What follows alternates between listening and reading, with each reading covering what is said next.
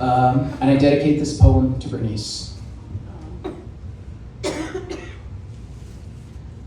I stagger into the courtroom in my nicest burgundy shirt. It's 1 p.m. on August 26, 2022. Misdemeanor charges, not something I do often. Last crime I can think of was when I skipped gym to go to high school and sneak off to the library getting called up by the truant officer. But this, I didn't know this world. This had cops at my door. This had me sweating in through an entire month of acid-washed anxiety, chest tight, breath shallow, in and out of panic attacks, unable to sleep. Every knock on my door is an atom bomb. Judge Cravens walks in. Middle-aged, short haircut, wears the bench like she's already sick of the view, dreaming of that retirement. She eyes me and says, "What happened that day, Mr. Cipollini?"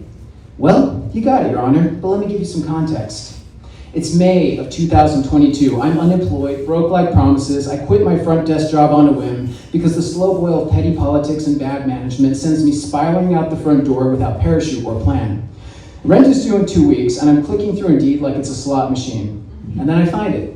Activities coordinator, assisted living facility, right around the corner. So I go to interview the same day. The building looks like a hospice that got stuck in the middle of a shopping mall. It's underfunded, contained, forgotten. It's like where you drop grandma off when you want to forget the fact you don't bother to call her anymore. The woman interviewing me rushes, like time is trying to escape her body. A gnarled man with a heat-colored drawing hands it to her mid-sentence. We walk the property, and nothing really impresses me, but I need the job, so I take it. They call me that afternoon, and I don't know what I just agreed to. 2 days later, I start. I meet Clark.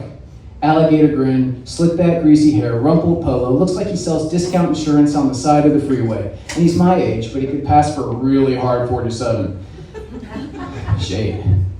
He's the activities director, but that place feels more like a morgue that plays 60s hits to hide the pressing silence of despair.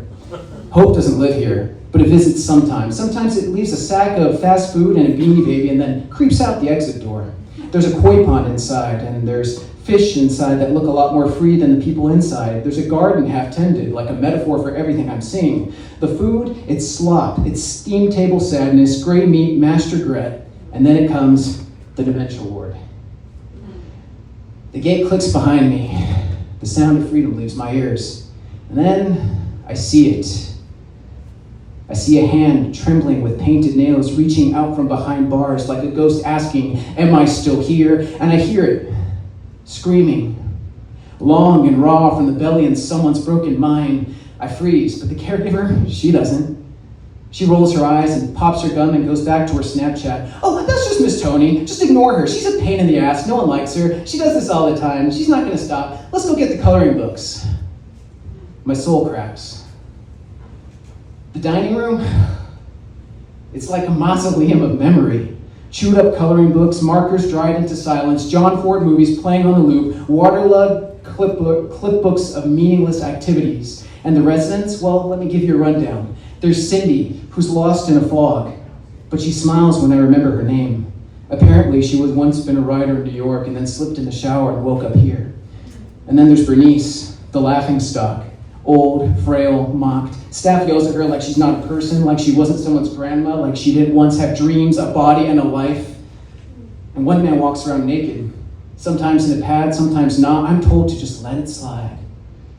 And then, this is what it's come down to. I'm putting up posters for events that no one has the presence of mind to be enthusiastic about. The only thing that would make them enthusiastic would probably be death. At least it would be cleaner and with some measure of dignity. They send me into people's units, like I own the place. But it doesn't. This place owns you. The smell haunts my nightmares. It is the worst smell I've smelled in my life. Dried urine and cigarettes. Despair. I gag when I think about it. It is Satan's potpourri.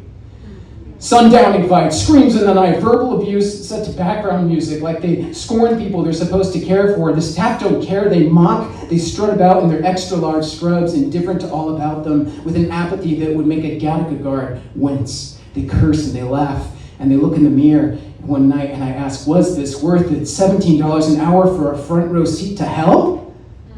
So I come in every single day and I dance my dance and I wear my smile like a clown, bright clothes when I still have money, and try to process the light in a sunless place. This is the one place in Arizona there is no warmth, there is no light here. I perform like a trained seal. I block out what I see, the smell, the things that seep into my soul until I'm home again, until I pass out. Every single day, a piece of me is absent. There's not enough sage in the world. And then one day I see Bernice. She's alone. She's sitting quietly, away from the others. And I sit beside her, and I pull out my phone, and I play old movie scores. Rodgers and Hammerstein, My Fair Lady. She closes her eyes and she moves her hand around. It's an imaginary orchestra. She's a little girl again. 10 minutes of grace she hasn't had in years. And as I stand to leave, she grabs my head and says, "Thank you for just being kind to me." That moment shatters me. Kindness in a place built upon neglect, a revolution in a gesture. And then I glance at the window and I see something I'll never forget. They're watching. They're filming with their phones, they're laughing, they're snickering, because empathy is weakness in hell. Next morning, I'm called into the office and Clark is there, grinning like a wolf that just had its dinner. "We're letting you go. You're getting too close to the residents. It's favoritism, we can't have that." I say nothing. Hands up, I walk out. But I still have my work keys. I reach the parking lot. I see his car. Lime green, obnoxious, gaudy, unworthy, his personality on four wheels, his parents are probably paying for. And I think of Bernice, I think of Tony, I think of the smell, the screams, the mockery, the slop, the injustice, and I drag that fucking key across the car, baby. One scar, then another. I'm motherfucking Zorro in Cottonwood. Yeah. And I go to the office, I throw the keys, I say, "Later." I know, get unemployment, but at least I have my dignity. 2 hours later, cops at my door, citation in hand, and now here I am, Your Honor, in your courtroom, your rules, your judgment, your will be done, and you want to know if I regret it. Do you want to know if I regret carving truth into a coward's car as much as I regret turning away from injustice, from inhumanity, as much as I regret old souls rotting in silence, as much as I regret being told to look away? No, Your Honor, not in the slightest. I don't regret that. Would I do it again, knowing that I would have handcuffs placed on my hands and probably spend a night in jail? Your Honor? Name a fucking day.